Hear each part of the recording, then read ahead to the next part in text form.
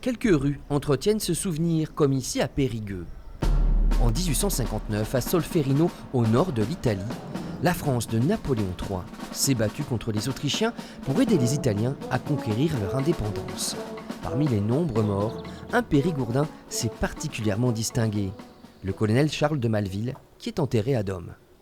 La presse de l'époque a fait de sa mort une légende. Le brave colonel, saisissant d'une main le drapeau du régiment et montrant de l'autre l'ennemi qui approche, se porte seul en avant en criant « Qui aime son drapeau me suive !»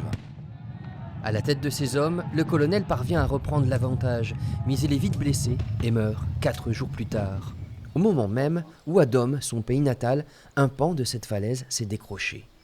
Au château de Codon, la famille de Maleville conserve précieusement de nombreux souvenirs liés au colonel.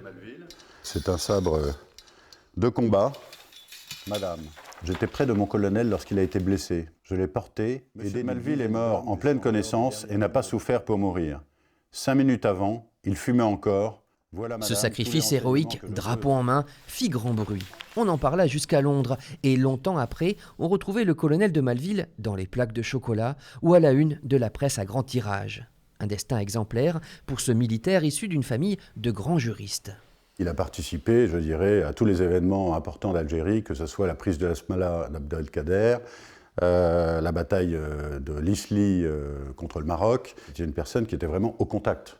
D'ailleurs, il était dans l'infanterie et très souvent, il était au combat avec ses équipes. D'ailleurs, sa mort en est le témoin. Épilogue de cet épisode historique, ce tableau nous raconte l'après. Ce cheval est celui sur lequel le colonel a bravé les Autrichiens. Avec l'aide de camp chargés de s'en occuper, ils furent démobilisés. L'animal gagna ainsi une retraite anticipée dans les écuries du château, loin du fracas des combats.